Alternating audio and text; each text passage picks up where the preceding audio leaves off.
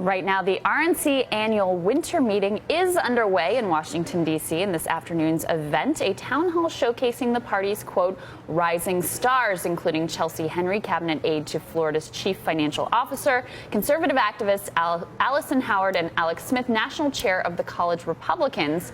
Weird, guys. No Chris Christie. I wonder what that's all about. Weird. Anyway, during the three-day event, party leaders are discussing everything from strategy for the upcoming midterms to the primary calendar for 2016. But the question remains whether they will tackle the biggest problem facing the party today, broadening its appeal to racial minorities, women, and gay voters who decisively backed President Obama in 2012. Our next guest proves just how much work they really have left to do. Last week, veteran GOP operative and activist Jimmy LaSalvia loudly parted ways with the Republican Party, citing the, quote, tolerance of bigotry. Jimmy LaSalvia is one of the co-founders of Go Proud, a conservative gay rights group, and he joins us now from Washington. Jimmy, thank you so much for joining us. Hi, Crystal. Thanks for having me. So tell us a little bit about your journey. Why leave the party at this moment?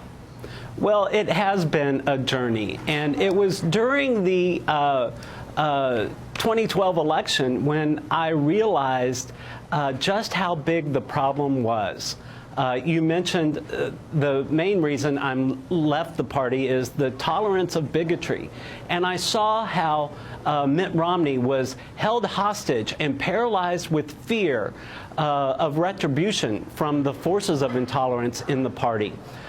Even as the party has become more tolerant and more inclusive, there's still an element, a small but very powerful element of anti-gay, anti-Muslim forces that are holding the party back. And it was the Romney campaign where I saw many examples of that, when they had every type of person on the stage at their convention, except for a gay person and a Muslim. And there are many, many other examples. But then after the election, I thought, okay, they're doing an autopsy. They're going to make the changes that are needed. And I came to realize that the changes that have to happen aren't messaging, aren't policies, it's cultural. And cultural changes take generations. And I honestly think that it's just too late for the Republican Party. And I don't think that they're ever going to win a national election again. They've lost the popular vote in 5 of the last 6 presidential races. Right. And so if I've determined that they can't win the biggest prize, then what's the point? Jimmy, It's that's time. absolutely right. And Yeah. I want to, and I applaud you for coming here. And I want to get into your heart for a moment, because there is tremendous animus toward gay people and gay rights in the GOP. No one can forget this infamous moment from the debates. In 2010, when I was deployed to Iraq, I had to lie about who I was because I'm a gay soldier, and I didn't want to lose my job. My question is, under one of your presidencies, do you intend to circumvent the progress that's been made for gay and lesbian soldiers in the military? And you hear the booing there. How did it feel to be in a party that didn't accept you? Well, I was there that night in Florida at that debate. And honestly, I was embarrassed. And I've been embarrassed dozens of times at the way some in the Republican Party treat gay people. And now I don't have to be embarrassed. I can just be appalled like the rest of America, because the rest of America has moved on from that issue. Everyone has a gay person in their life, and they know better. And so the Republican Party has decided to be wrong on that issue and tolerate something that most Americans don't tolerate. And that's why they won't win elections anymore. Hey, Jimmy, you in a piece that you wrote, you have a quote here that I want to read, and I'm not sure I can actually say this word. So, Reince Priebus, he talks a good game, but he doesn't have the cojones to do what it takes to actually change things. Oh, well, it's actually there. He doesn't have the balls to do what it takes to actually change things. So, Jimmy, you said in your first answer that it's too late for the Republican Party, basically that the party is over. So who has balls within the Republican Party to actually change things.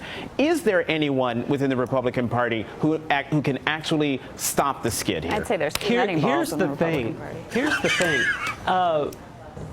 They intellectually know the problem. They know that they need to stand up to people like Tony Perkins and the anti-gay industry in the party, the forces of intolerance of Muslims and immigrants, and tell them that they need to change or leave. But they're not willing to risk losing those voters in order to gain multitudes.